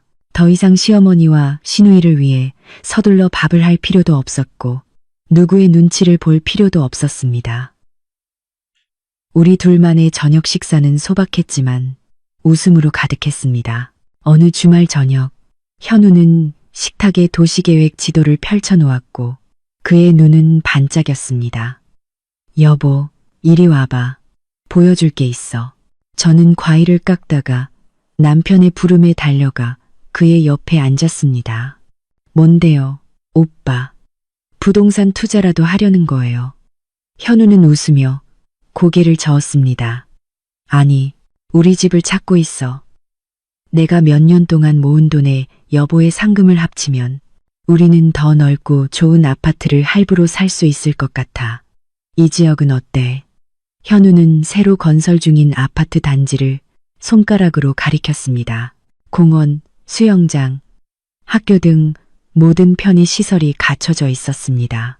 여기 정말 좋네요, 오빠. 그런데 가격이 만만치 않을 것 같아요. 빚 갚는 게 부담스러울까봐 걱정돼요. 현우는 제 손을 잡았고 그의 목소리는 확신에 찼습니다. 걱정 마, 여보. 내가 철저하게 계산했어. 우리 부부의 현재 수입으로 충분히 감당할 수 있어. 중요한 건 여보에게 최고의 생활 공간, 더 이상 임시로 사는 월세집이 아니라 진정으로 우리만의 공간을 마련해주고 싶어. 나중에 우리 아이가 태어나서도 좋은 환경에서 자라게 하고 싶고 남편의 결단력 있는 눈빛을 보고 저는 고개를 끄덕이며 동의했습니다. 그래서 다음 주말들에는 우리는 함께 모델하우스를 방문하고 가격을 비교했습니다. 우리만의 보금자리를 직접 선택하는 그 느낌은 정말 행복했습니다. 마침내 우리는 신도시의 방 3개짜리 아파트를 구매하기로 결정했습니다. 매매 계약서에 서명하던 날, 소유권 서류에 펜을 잡은 제 손은 감격으로 떨렸습니다. 이것은 우리 부부의 첫 번째 큰 자산이었고 우리의 끊임없는 노력과 땀의 증거였습니다. 인테리어를 장식하는 과정도 즐거운 여정이었습니다. 저는 현대적이고 미니멀한 스타일을 선호했고 현우는 약간의 클래식하고 아늑한 느낌을 좋아했습니다. 우리는 페인트 색깔, 소파 디자인, 냉장고 위치에 대해 열띤 토론을 벌였습니다. 하지만 그 토론들은 격렬하지 않았고 오히려 유대감을 더욱 깊게 했습니다. 이번엔 내가 양보할게.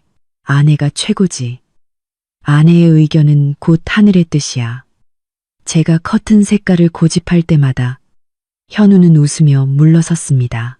새 집으로 이사하던 날, 우리는 소박하게 입주제 사상을 차렸습니다. 넓은 거실 한가운데 서서 새 페인트 냄새를 맡으며 반짝이는 도시 불빛을 내다보았습니다. 현우는 뒤에서 저를 안고 속삭였습니다. 우리 집 안주인이 된 것을 환영해. 지금부터 이곳은 당신의 왕국이야. 하고 싶은 대로 해. 아무도 간섭 못해. 저는 몸을 돌려 남편의 목을 감싸 안았습니다. 고마워요, 오빠. 이 행복을 가져다줘서. 행복은 때때로 자신의 집에서 자유로울 수 있다는 것, 사랑하는 사람과 함께 나답게 살 수 있다는 것만큼 단순합니다. 우리의 삶이 점점 더 만족스러워지는 동안 옛집에 대한 소식은 친절한 옛 이웃들을 통해 가끔 제 귀에 들어왔습니다. 어느 날 오후, 저는 시장에서 우연히 이웃 아주머니를 만났습니다. 아주머니는 저를 구석으로 끌고 가 비밀스러운 듯 속삭였습니다. 지우야, 요즘 어떻게 지내니? 너 정말 예뻐지고 생기가 넘친다. 네, 아주머니, 감사해요. 저희 부부는 잘 지내요. 그런데 요즘 그 동네는 별일 없어요? 아주머니는 혀를 차며 못마땅한 듯 고개를 저었습니다. 아이고, 끔찍하다 얘. 너희 부부가 떠난 후로 그 김 여사네 집은 아주 난장판이야. 김 여사는 하루 종일 짜증내고 개나 고양이한테 욕만 해대고 그리고 수아는 아주머니는 잠시 망설이더니 말을 이었습니다. 수아는 일할 생각은 안 하고 듣자 하니 돈 때문에 오토바이까지 저당 잡혔다고 하더라. 며칠 전에는 험악하게 생긴 사람들이 빚받으러 와서 대문 앞에서 소리 지르고 난리가 났어. 김 여사는 너무 부끄러워서 하루 종일 문을 닫아 걸고 밖에 나오지도 못했대. 저는 그 이야기를 듣고 마음이 무거워졌습니다. 단호하게 떠났지만 시댁 식구들이 그렇게 몰락하는 소식을 듣고 마냥 기뻐할 수는 없었습니다. 저는 시어머니의 허영심이 강하고 막내딸을 버릇없이 키우는 성격을 알았습니다. 이제 현우와 제가 돈을 대주지 않으니 거기에 수아의 사치스러운 씀씀이가 더해져 몰락은 시간 문제였습니다. 그날 밤 집에 와서 저는 아주머니를 만난 이야기를 현우에게 해주었습니다.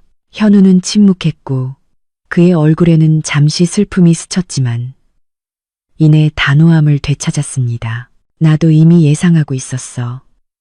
어머니와 수아는 이런 일을 겪어야만 정신을 차릴 수 있을 거야. 우리가 지금 그들을 돕는 것은 오히려 그들에게 해를 끼치는 일일 뿐이야. 하지만 혹시 사채업자들이 무모한 짓이라도 해서 어머니께 무슨 일이라도 생기면 어떡해요? 걱정 마. 여보, 어머니는 노후 자금이 있으셔. 가난하지 않으셔. 다만 돈이 아까워서 그러시는 것뿐이야. 그리고 수아가 만든 빚은 수아가 스스로 져야 해. 나는 상황이 선을 넘기 전까지는 개입하지 않을 거야. 현우의 단호함은 저를 안심시켰습니다. 그는 더 이상 감정이 이성을 지배하게 두는 나약한 남자가 아니었습니다. 그는 잘못된 관용이 때로는 독약이 될 수 있음을 이해했습니다. 그리고 현우가 예상했던 일은 생각보다 빨리 일어났습니다. 약 일주일 후 비바람이 몰아치는 한밤중에 현우의 전화가 요란하게 울려댔습니다. 현우는 깜짝 놀라 일어났습니다. 시계를 보니 새벽 2시였습니다. 이 시간에 누구야? 현우는 잠이 섞인 목소리로 중얼거렸습니다. 그가 전화를 받았습니다. 옆에 누워있던 저는 숨을 죽이고 들었습니다. 전화 건너편에서는 수아의 통곡 소리가 바람 소리와 섞여 들려왔습니다. 오빠, 나 좀 살려줘. 오빠가 안 도와주면 나 죽을 거야. 무슨 일이야? 침착하게 말해봐. 현우는 차가운 목소리로 물었습니다. 나 5억 원 빚졌어. 지금 그 사람들이 나를 죽이겠다고 협박하고 있어. 나 지금 마포대교에 있어. 오빠가 돈 안 가져오면 나 강물에 뛰어내릴 거야. 오빠 보는 앞에서 자살할 거야. 저는 달이라는 말을 듣고 깜짝 놀라 침대에서 벌떡 일어났습니다. 제가 수아를 아무리 싫어해도 그녀가 어리석은 짓을 하는 것을 원치 않았습니다. 저는 현우의 반응을 기다렸습니다. 현우는 수아가 기대했던 것과 달리 놀라지 않고 평온한 얼굴을 유지했습니다. 네가 마포대교에 있다고? 어디야? 다리 중간쯤 15번 가로등 기둥 있는 곳이야. 오빠, 당장 돈 가져와. 그 사람들이 내 옆에 있어. 흑흑흑, 나 너무 무서워. 오빠, 현우는 옅은 비웃음을 흘렸습니다. 그는 저와 수아 모두를 놀라게 하는 말을 했습니다. 알았어. 내가 곧바로 경찰서와 구조대에 전화할게. 투시는 법 위반이야. 공공질서를 해치는 행위지. 내가 경찰에게 신고해서 빨리 해결하도록 할게. 전화 건너편의 통곡 소리가 뚝 끊겼습니다. 잠시 후 수아의 목소리는 더듬거리고 당황했습니다. 왜 경찰에 전화해? 나는 오빠가 돈만 가져오면 되는데. 오빠는 친오빠잖아. 내가 경찰에게 잡혀가는 걸 보고만 있을 거야? 나는 5억 원이 없고 네 빚을 갚아줄 책임도 없어. 네가 정말 죽고 싶다면 내가 막을 수는 없겠지. 하지만 나는 내 어리석은 행동을 막기 위해 시민으로서 해야 할 책임은 다할 거야. 자, 그럼 난 112에 전화할게. 그렇게 말하고 현우는 전화를 뚝 끊었습니다. 그는 저를 돌아보았고 제가 눈을 동그랗게 뜨고 그를 바라보자 그는 피고 섰습니다. 연극하는 거야. 여보, 한밤중에 바람이 이렇게 부는데 걔가 다리 위에 서 있을 리 없어. 게다가 사채업자들은 돈을 원하지 수아의 목숨을 원하겠어. 걔는 우리한테서 돈을 뜯어내려고 협박하는 거야. 오빠는 어떻게 그렇게 확신해요? 만약 정말 극단적인 선택을 하면 어떡해요? 여보는 수아 성격을 잊었어. 걔는 세상에서 고통과 죽음을 가장 두려워해. 어렸을 때 손가락 조금 베어도 온 동네가 떠나가라 울었잖아. 내가 걔를 모를 리 없어. 그렇게 말했지만 현우는 방심하지 않았습니다. 그는 옷을 갈아입으며 저에게 말했습니다. 내가 차를 몰고 가서 확인해 볼게. 여보는 집에서 자고 있어. 아니요. 저도 같이 갈 거예요. 저는 단호하게 그를 따라 나섰습니다. 한밤중에 남편을 혼자 보낼 수 없었습니다. 무슨 일이 생길까봐 걱정되었습니다. 우리 부부는 오토바이를 타고 밤거리를 내달렸습니다. 마포대교에 도착해서 우리는 다리 양옆을 조심스럽게 살펴보았습니다. 다리는 텅 비어 있었고 컨테이너 차량 몇 대만 굉음을 내며 달릴 뿐이었습니다. 15번 가로등 기둥 근처에는 아무도 없었습니다. 현우는 오토바이를 멈추고 수아에게 다시 전화를 걸었습니다. 벨은 한참 동안 울린 후에야 누군가 전화를 받았습니다. 하지만 수아의 목소리가 아니라 시어머니의 목소리였습니다. 여보세요, 현우니. 내가 무슨 짓을 했길래 수아가 집에 와서 이렇게 울고불고 난리야? 수아가 집에 있어요. 어머니, 아까 저한테 마포대교에서 자살하겠다고 했는데요. 자살은 무슨 놈의 자살? 걔는 지금 부엌에서 라면 먹고 있어. 너 정말 악독하다. 예.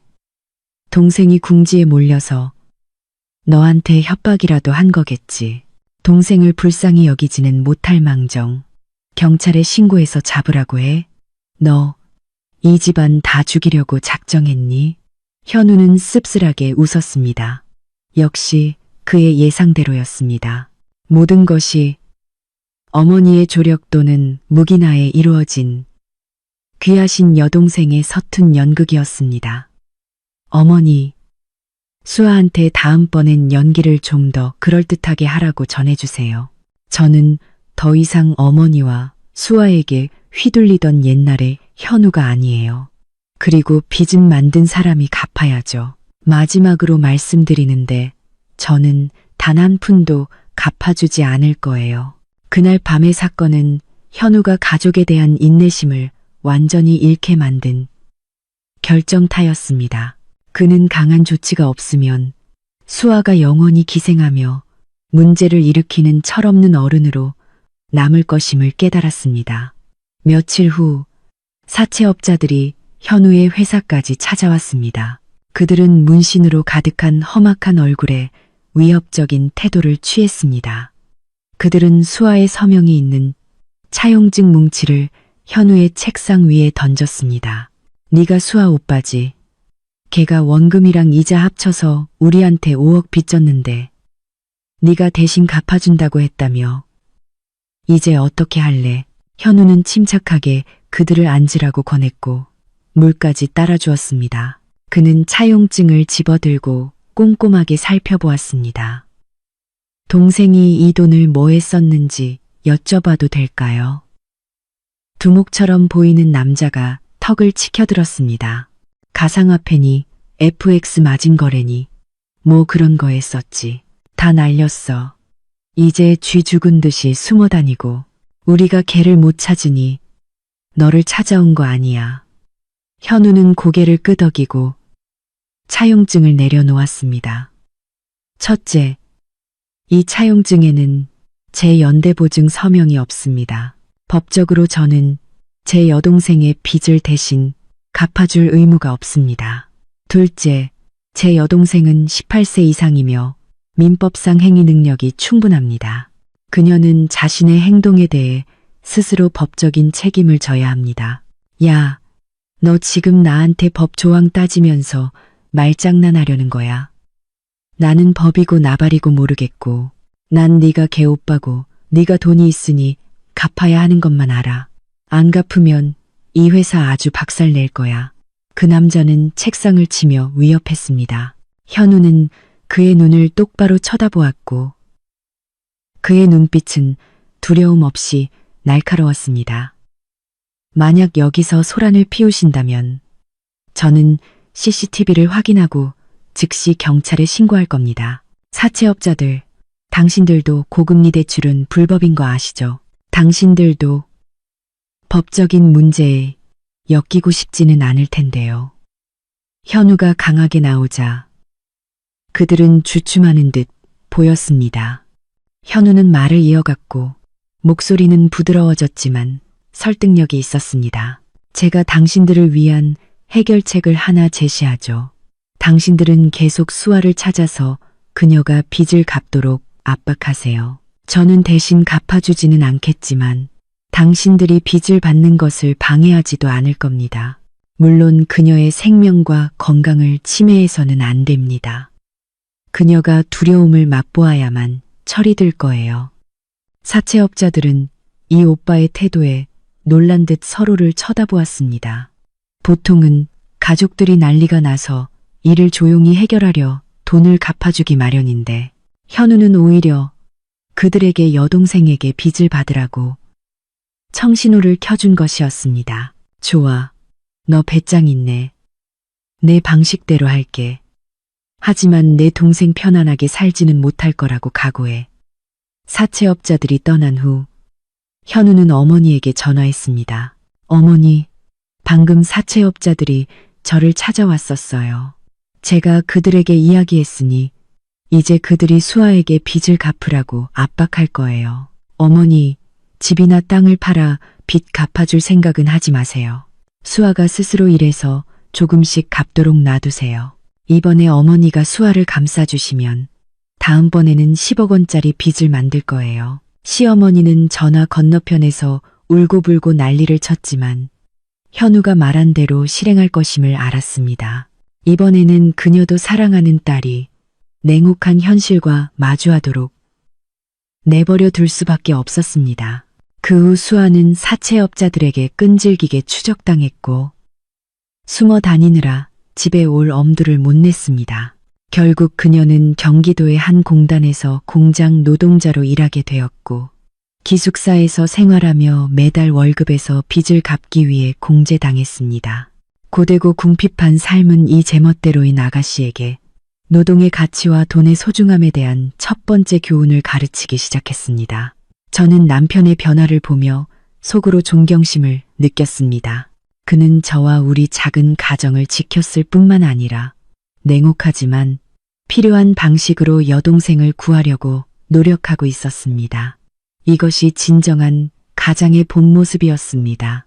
시간이 흘러 우리 부부의 삶은 평화롭게 흘러갔습니다. 우리는 일과 새집을 꾸미는 일, 그리고 소박한 행복의 순간들을 즐기느라 바빴습니다. 이따금 수아에 대한 소식도 들었습니다. 그녀는 여전히 공단에서 일하고 있었고 힘들지만 조금씩 어머니에게 돈을 보내기 시작했다고 했습니다. 이것은 고무적인 신호였습니다.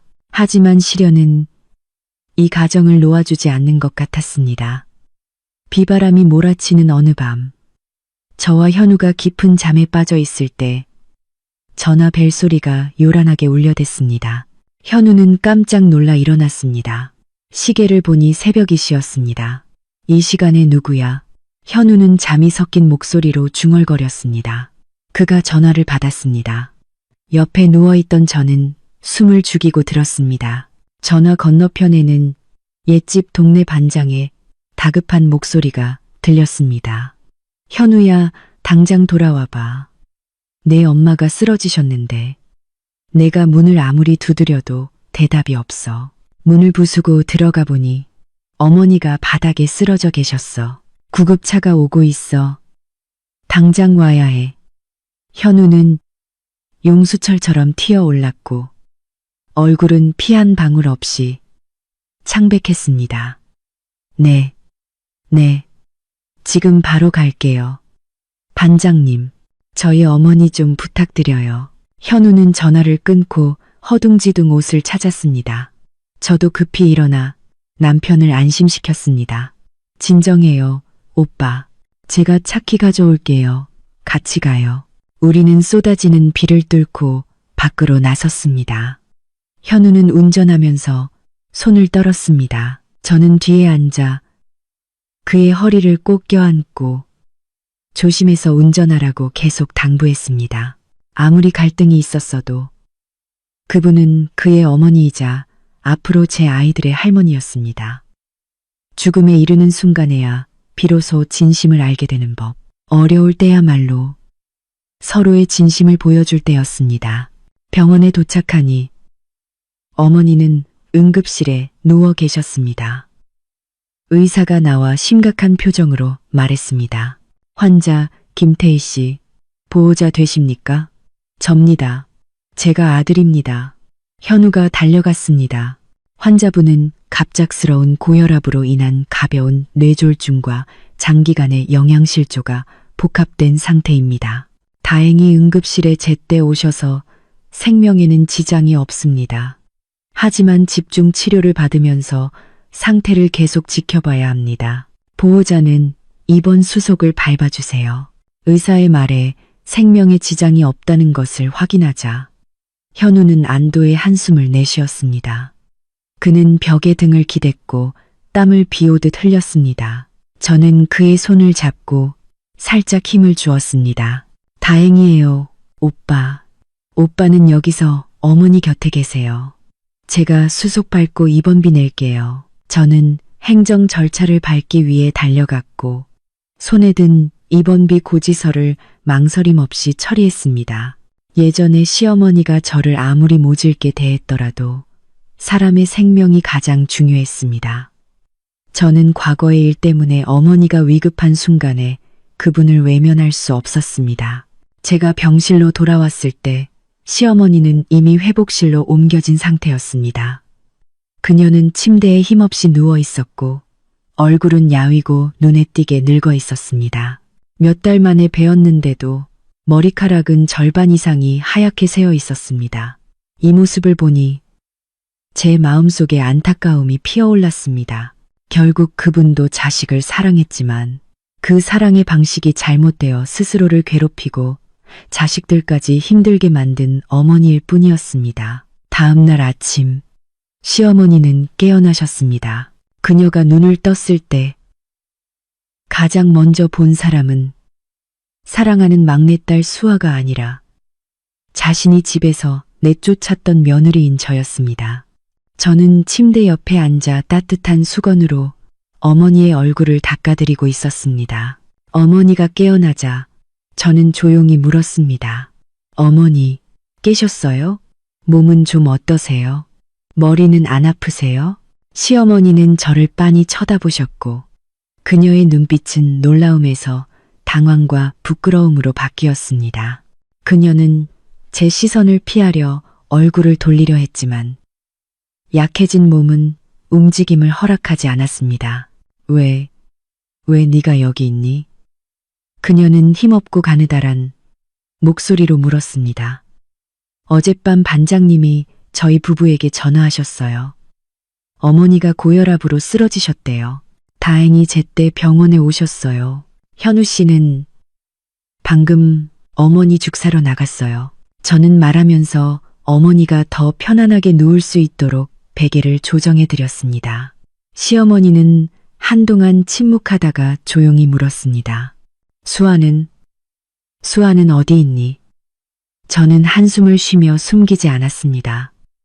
수아 씨는 지금 경기도 공단에서 일하고 있어요. 너무 멀어서 아마 저녁 늦게나 휴가를 내고 어머니를 뵈러 올 수 있을 거예요. 현우 씨가 전화로 소식은 전했어요. 수아 이야기가 나오자 시어머니의 눈에서 눈물이 흘러나왔고 그녀는 흐느껴 울었습니다. 내가 너무 고생이 많다. 예. 내가 세상에서 제일 아끼고 사랑했던 딸인데 내가 쓰러졌을 때 얼굴도 안 보이네. 그런데 내가 모질게 굴었던 며느리가 밤새도록 간호하고 있구나. 그녀는 야위고 주름진 손을 들어 제 손을 잡았습니다. 그녀의 손은 차갑고 떨렸습니다. 지우야, 엄마가 미안하다. 엄마가 잘못했어. 너한테 너무 모질게 굴었고 엄마가 욕심이 많았어. 돈이 전부인 줄 알았지. 이제 여기 누워보니 가족 간의 정이 가장 중요하다는 것을 알겠구나. 나를 용서해 주겠니? 시어머니의 뺨을 타고 흐르는 후회의 눈물을 보니 제 마음속의 모든 원망이 순식간에 사라졌습니다. 저는 어머니가 제게 입힌 모든 상처를 잊을 만큼 성인이 아니었지만 저는 자식으로서, 인간으로서의 도리를 이해했습니다. 저는 그녀의 손등을 가볍게 두드리고 부드럽게 미소 지었습니다. 지난 일은 이제 그만 이야기하세요. 어머니는 건강 회복에만 집중하세요. 저희 부부는 마음에 담아두지 않았어요. 그때 현우가 따뜻한 죽이 담긴 보온 도시락을 들고 들어왔습니다. 어머니가 울고 계시며 제 손을 잡고 있는 것을 보자 그는 문가에 멈춰섰고 그의 눈은 붉게 물들었습니다. 그는 어머니의 마음속 응어리가 마침내 풀렸다는 것을 이해했습니다. 현우는 다가와 죽을 식탁에 내려놓고 침대 반대편에 앉았습니다. 어머니, 일어나서 따뜻한 죽 좀 드세요. 이제부터는 건강에 유의하시고 다른 걱정은 하지 마세요. 수아 빚 문제는 수아가 스스로 해결할 수 있을 거예요. 어머니는 편안한 노년을 보내시면 저희는 기쁠 따름입니다. 우리 세 사람은 비좁은 병실에 함께 앉아 있었지만 분위기는 이상하리만큼 따뜻했습니다. 그것은 용서와 화해의 따뜻함이었고 비록 늦었지만 매우 소중한 것이었습니다. 일주일 후 시어머니는 퇴원하셨습니다. 그녀의 건강은 눈에 띄게 회복되었지만 의사는 심한 감정적 동요를 피하고 지속적인 간호와 관찰이 필요하다고 당부했습니다. 어머니를 집에 모셔다 드린 날, 현우는 어머니와 솔직한 대화를 나누었습니다. 어머니, 저와 지우는 충분히 상의했습니다. 저희는 어머니와 함께 지내면서 매일 식사 준비와 청소, 간호를 담당할 도우미 아주머니를 고용할 것입니다. 아주머니 급여와 어머니 생활비는 저희 부부가 전액 책임지겠습니다. 시어머니는 현우를 바라보았고 그녀의 눈에는 잠시 슬픔과 희망이 교차했습니다. 그럼 너희들은 엄마랑 같이 안 살 거니? 집이 이렇게 넓은데 엄마 혼자 있으면 외롭잖니? 저는 지금이 우리의 입장을 확고히 할 때라는 것을 알았습니다. 용서는 별개의 문제이고 다시 함께 사는 것은 또 다른 문제였습니다. 저는 역사가 반복되는 것을 원치 않았고 매일의 사소한 마찰이 막 회복된 감정을 다시 해치는 것을 원치 않았습니다. 현우는 제 손을 잡고 어머니를 단호하게 바라보았습니다. 아닙니다, 어머니. 저희는 이미 우리만의 보금자리가 있고 생활도 안정되었어요. 저희 부부의 행복을 지키기 위해서는 저희만의 사적인 공간이 필요합니다. 주말에는 저희가 아이를 데리고 와서 어머니와 함께 식사하고 놀다 갈게요. 저는 이것이 양쪽 모두에게 가장 좋은 방법이라고 생각합니다. 시어머니는 잠시 침묵하더니 천천히 고개를 끄덕였습니다. 그녀는 이미 엎질러진 물은 다시 온전하게 담을 수 없음을 이해했습니다.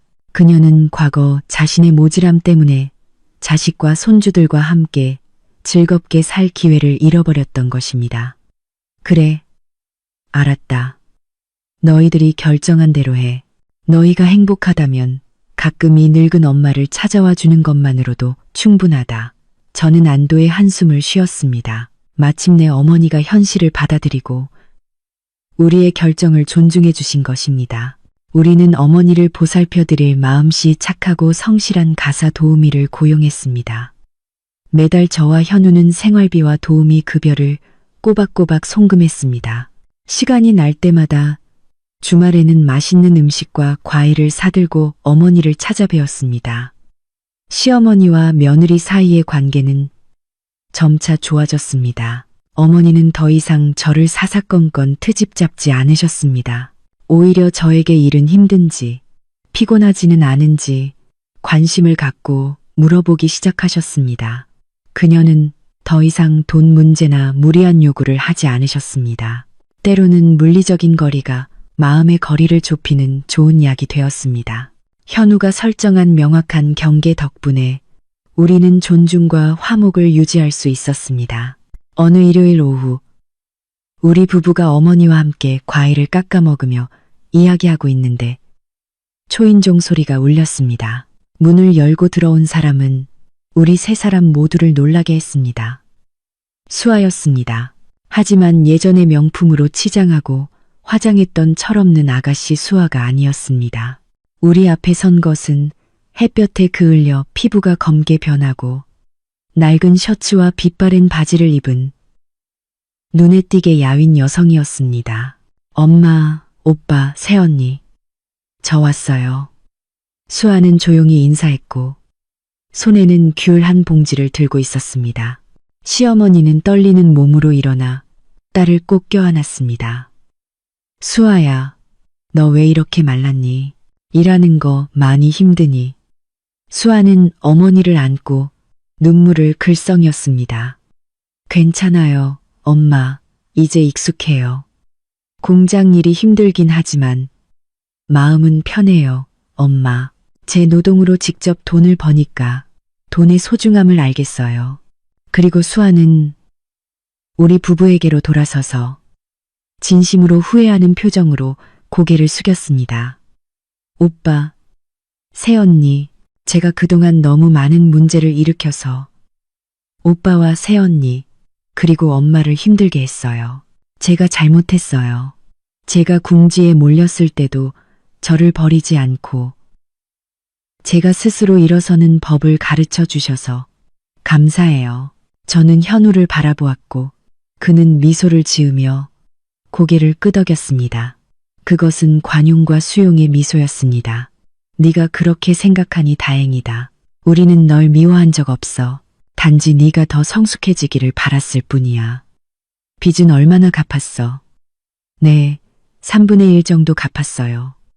오빠, 야근도 계속하고 돈을 아껴 쓰면서 이자와 원금을 조금씩 갚고 있어요. 사채업자들도 제가 열심히 사는 걸 보고 더 이상 괴롭히지 않아요. 저는 일어나 부엌으로 가서 숟가락과 젓가락을 더 가져왔습니다. 다들 앉아서 밥 먹자. 오늘 새언니가 수아 씨가 제일 좋아하는 돼지갈비찜 했어. 많이 먹고 기운 차려. 수아는 저를 감동적인 눈빛으로 바라보았습니다. 고마워요, 새언니. 그날의 식사는 소박했지만 그 어떤 산의 진미보다 맛있었습니다. 수년 만에 우리 가족은 진정한 정으로 가득 찬 완전한 화목한 식사를 함께 했습니다. 수아가 어머니에게 음식을 덜어드리고 현우가 즐겁게 웃고 있는 모습을 보며 저는 폭풍우가 정말로 지나갔음을 깨달았습니다. 가혹했던 시련들은 우리 각자를 성장시키고 가족의 가치를 소중히 여기도록 단련시켰습니다. 저는 배 위에 손을 얹었습니다. 그곳에는 작은 생명이 막 잉태되고 있었습니다. 저는 아직 현우에게 말하지 않았습니다. 저는 이 놀라운 소식을 좀 더 특별한 순간에 전하고 싶었습니다. 하지만 이 평화로운 광경을 보니 제 아이가 사랑과 이해가 넘치는 가정에서 태어나고 자랄 것이라는 믿음이 생겼습니다. 그 화목한 식사 후 몇 주 뒤 평화로운 토요일 밤 저는 현우에게 기쁜 소식을 전하기로 결심했습니다. 저는 작은 선물 상자를 준비했고 안에는 2줄의 빨간 줄이 선명한 임신 테스트기와 아이의 첫 초음파 사진이 들어 있었습니다. 저녁 식사 후 저는 현우를 발코니로 데리고 나가 바람을 쐬었습니다. 밤바람은 시원했고 도시의 불빛은 수많은 별처럼 반짝였습니다. 저는 현우에게 선물 상자를 건네며 알 수 없는 미소를 지었습니다. 오빠, 열어봐요. 제가 오빠한테 주는 선물이에요. 현우는 놀라며 선물 상자를 잡았습니다. 그는 몇 번 흔들어 보더니 저를 놀렸습니다. 이게 뭐야? 또 시계나 지갑 사준 거야? 나 부족한 거 없는데 왜 돈 썼어? 일단 열어봐요. 현우는 천천히 상자 뚜껑을 열었습니다. 안에 물건들을 본 그는 몇 초간 멍하니 서 있었습니다. 그는 초음파 사진을 집어들었고 그의 손은 떨리기 시작했습니다. 그는 사진을 보더니 다시 저를 보았습니다. 그의 눈은 놀라움과 감격으로 커져 있었습니다. 지우야, 이거 정말이야? 우리 아기 생긴 거야. 저는 고개를 끄덕였고 행복의 눈물이 흘러나왔습니다. 네, 8주 되었대요. 오빠, 의사 선생님이 아기가 아주 건강하대요. 현우는 선물 상자를 내려놓고 저를 꽉 끌어안더니 저를 번쩍 들어 한 바퀴 돌았습니다. 그의 웃음소리가 발코니 전체에 울려 퍼졌습니다. 세상에, 내가 아빠가 된다니 너무 행복하다. 지우야, 고마워. 정말 고마워. 현우는 저를 내려놓고 제 배에 무릎을 꿇고 키스하며 작은 생명에게 속삭였습니다. 안녕, 우리 아가. 아빠야. 아빠가 너를 얼마나 기다렸는지 몰라. 엄마 힘들게 하지 말고 건강하게 있어. 엉뚱하지만 사랑으로 가득 찬 남편의 모습을 보니 제 마음은 따뜻함으로 가득 찼습니다. 다음 날 아침, 우리는 시어머니에게 기쁜 소식을 전했습니다. 어머니는 곧 손주를 보게 된다는 소식에 너무 기뻐서 말을 잇지 못했습니다. 그녀는 계속해서 왔다 갔다 했고 제 배를 만져보더니 조상들에게 보고하기 위해 향을 피우러 뛰어갔습니다. 너무 잘됐다. 우리 집안에 큰 복이 들어왔네. 엄마가 얼마나 기다렸는지 몰라. 지우야, 먹고 싶은 거 있으면 뭐든지 엄마한테 말해. 엄마가 만들어서 갖다 줄게. 너는 쉬어. 무거운 일은 하지 말고. 어머니의 진심 어린 관심에 저는 감동했습니다. 그녀는 벽장 안을 뒤져 오랫동안 간직해온 부드러운 천 조각들을 꺼냈습니다. 이건 옛날에 사둔 최고급 면이야. 나중에 손주들 옷 지어주려고 아껴뒀지. 이제 엄마가 직접 손주 옷이랑 기저귀를 만들어줄게. 엄마가 눈은 침침해도 바느질 솜씨는 아직 살아있다.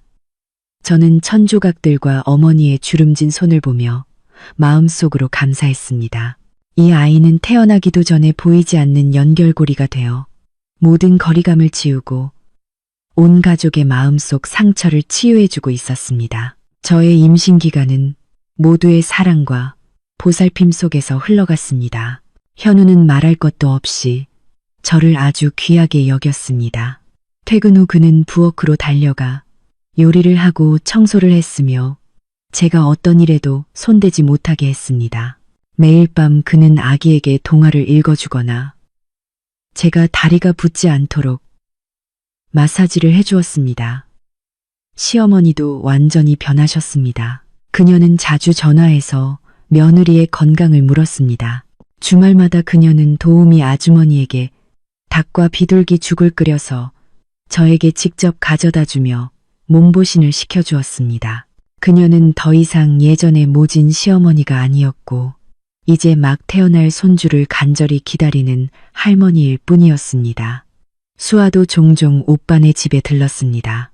올 때마다 그녀는 시골 과일이나 자신이 직접 산 재미있는 아기, 장난감을 가져왔습니다. 수아는 회사 이야기, 동료 이야기를 신나게 저에게 들려주었습니다. 그녀는 성실함과 꼼꼼함 덕분에 재봉팀 조장으로 승진했습니다. 올해 안에 빚을 다 갚으려고 열심히 일하고 있어요. 내년에는 저녁에 패션 디자인 수업을 들을 생각이에요. 나중에는 작은 재봉틀 가게를 직접 열고 싶어요. 새언니. 수아는 저에게 속마음을 털어놓았습니다. 내 꿈을 응원해. 너는 신미안이 있고 배우려는 의지가 강하니 분명 성공할 거야. 자금이 필요하면 오빠랑 새언니한테 말해. 이번엔 빚 갚는 데가 아니라 사업 자금으로 빌려주는 거야. 저는 웃으며 놀렸습니다. 수아는 부끄러워하며 웃었습니다. 아니요. 저 스스로 해낼 거예요. 정말 궁지에 몰릴 때만 오빠랑 새언니한테 부탁할게요. 빚이 너무 무서워요. 수아의 성숙해진 모습을 보니 저는 그녀와 시댁가족 모두에게 기뻤습니다. 폭풍우는 지나갔고 소중한 교훈과 그 어느 때보다 단단한 유대감을 남겼습니다. 어느 날 시골에 계신 저희 친정 부모님이 오셨고 많은 과일과 찹쌀, 토종닭, 달걀을 가져오셨습니다. 양가 사돈들은 만나서 반갑게 악수를 나누었습니다. 시어머니는 저희 부모님을 반갑게 맞이하며 곧 손주를 보게 된다고 자랑하셨습니다. 그리고 저를 낳아주신 데 대해 장인 장모님께 감사하다고 말씀하셨습니다. 그날 식사 자리에는 양가 내외가 모두 모였고 웃음소리가 떠나지 않았으며 따뜻한 분위기가 집 전체에 퍼졌습니다. 저는 모두를 바라보며 행복에 잠겼습니다.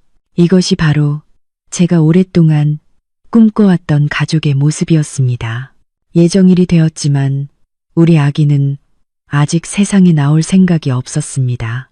저는 걱정되기 시작했지만 의사는 모든 수치가 정상이라고 인내심을 갖고 기다리라고 했습니다. 예정일이 3일 지난 밤 제가 현우와 TV를 보고 있는데 갑자기 진통이 시작되었습니다. 쥐어짜는 듯한 통증에 저는 식은땀을 흘렸습니다. 현우는 허둥지둥 택시를 불렀고 미리 준비해둔 출산 가방을 들고 저를 부축해 차에 태웠습니다. 병원에 도착하자 의사는 자궁문이 3cm 열렸으니 입원해서 출산을 기다리라고 알렸습니다. 현우는 시어머니와 저희 부모님께 전화로 알렸습니다. 30분 만에 시어머니와 수아가 병원에 도착했습니다. 친정 어머니는 시골이 멀어 다음날 아침에야 오실 수 있었습니다. 출산의 고통은 정말 끔찍했습니다. 사람들이 20개의 갈비뼈가 동시에 부러지는 것 같다고 말하는 것이 맞았습니다. 저는 진통 침대 위에서 몸부림쳤고 현우의 손을 손톱이 박힐 정도로 꽉 잡았습니다. 현우는 아프다는 소리도 하지 않았습니다. 그는 계속해서 제 땀을 닦아주었고 속삭이며 격려했습니다. 힘내, 여보. 당신은 정말 대단해. 곧 아기를 만날 수 있어. 심호흡해, 여보. 분만실 밖에서 시어머니는 왔다 갔다 하시며 중얼거리며 기도하셨습니다. 그녀는 현우 못지않게 걱정하고 있었습니다. 거의 10시간 동안 진통과 사투를 벌인 끝에 마침내 저는 의사 선생님이 힘주세요. 머리가 나왔어요. 라고 외치는 소리를 들었습니다. 저는 온 힘을 다해 길게 힘을 주었습니다. 응애, 응애. 아기의 울음소리가 터져 나왔고 긴장된 분위기를 갈라놓았습니다. 제 안의 모든 피로와 고통은 즉시 사라졌습니다. 의사는 붉고 축축한 아기를 제 가슴 위에 올려놓았습니다. 그 따뜻하고 부드러운 감촉에 저는 눈물을 터뜨렸습니다. 축하합니다. 가족분들, 3.5kg의 건강한 남자아이입니다. 현우는 옆에 서서 아이처럼 흐느껴 울었습니다. 그는 제 이마에 키스하고 아기의 작은 손에 가볍게 키스했습니다.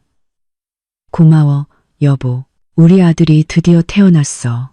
시어머니와 수아가 면회하러 들어왔습니다. 모두들 아기가 아빠를 똑 닮았다고 칭찬했습니다. 시어머니는 손주를 품에 안고 보물처럼 소중히 여겼습니다. 그녀의 눈물이 아기 포대기에 뚝뚝 떨어졌습니다. 우리 강아지, 할머니가 널 얼마나 기다렸는지 몰라. 건강하게 쑥쑥 자라렴. 그 순간 저는 이 아이가 온 가족의 완전한 사랑 속에서 태어났으며 폭풍우가 지난 후의 달콤한 결실임을 알았습니다. 한 달 후 우리는 아들의 100일 잔치를 열었고 공식적으로 친척과 친구들을 초대하여 집들이도 겸했습니다. 집은 생화와 웃음소리로 가득했습니다. 시골에서 오신 저희 부모님은 노랗게 잘 삶은 닭 몇 마리를 가져오셨습니다. 시어머니와 수아는 일찍 와서 상 차리는 것을 도왔습니다. 시어머니는 품위 있는 자주색 벨벳 한복을 입으셨고 얼굴에는 기쁨이 넘쳐 흘렀습니다. 그녀는 손자 바비가 얼마나 영리하고 잘생겼는지 손님 한 분 한 분에게 자랑하셨습니다. 수아도 오늘 자신이 직접 디자인하고 재봉한 우아한 원피스를 입었습니다. 그녀는 훨씬 더 성숙하고 차분해 보였습니다. 그녀는 손님들에게 분주하게 음료를 따르고 음식을 덜어주며 어떤 일도 마다하지 않았습니다. 잔치 중에 현우가 일어나 연설을 했습니다. 그는 와인잔을 들고 모두를 한번 둘러본 후 요람에서 편안하게 잠든 저와 아들에게 시선을 멈췄습니다. 양가 부모님, 그리고 숙모, 숙부님들, 친구 여러분, 오늘은 제 인생에서 가장 행복한 날입니다. 저는 새 집과 귀여운 아들을 얻었을 뿐만 아니라 더 중요한 것은 서로를 진정으로 이해하고 사랑하는 가족을 얻었습니다. 현우는 목이 메어 말을 이었습니다. 제 아내에게 감사드립니다. 수많은 시련을 함께 이겨낸 강인한 여인입니다. 그리고 어머니, 저희 가족이 화목할 수 있도록 관용을 베풀고 변화해 주셔서 감사합니다. 제 딸을 저에게 맡겨주신 장인, 장모님께도 감사드립니다. 저는 이 행복을 영원히 지켜나갈 책임감 있는 남편, 아빠, 아들이 될 것을 약속드립니다. 박수 소리가 방 전체에 울려 퍼졌습니다. 저는 시어머니가 몰래 눈물을 닦는 것을 보았습니다. 저희 부모님은 만족한 미소를 지으셨습니다. 수아도 눈물을 글썽였습니다. 잔치가 끝난 후 모든 손님들이 돌아가고 우리 부부와 아들 바비만 남았습니다. 현우는 정리를 마치고 제 옆으로 와서 어깨를 감싸 안고 잠든 아들을 함께 바라보았습니다. 행복해, 여보. 현우가 조용히 물었습니다. 저는 그의 어깨에 기대 미소 지었습니다. 너무 행복해요, 오빠. 마치 꿈만 같아요. 우리가 옛집을 떠난 날부터 저는 오늘이 올 거라고는 감히 생각도 못했어요. 현우는 제 머리에 키스했습니다. 이건 꿈이 아니야, 여보. 이건 우리의 용기와 사랑의 결실이야. 행복은 그냥 오지 않아. 우리는 싸워야 했고 가꾸어야 했어. 그리고 나는 우리 부부가 마음만 하나라면 극복하지 못할 어려움은 없다고 믿어. 밖에는 밝은 달빛이 세상을 비추고 있었습니다. 이 따뜻한 집안에서 희망으로 가득 찬 새로운 삶, 새로운 여정이 우리 눈앞에 펼쳐지고 있었습니다. 저는 미래가 어떻든 폭풍우를 헤쳐나갈 용감한 남편이 제 곁에 있다는 사실에 절대 후회하지 않을 것임을 알았습니다. 마지막 순간까지 경청해 주신 시청자 여러분께 진심으로 감사드립니다. 다음 영상에서 뵙겠습니다. 감사합니다.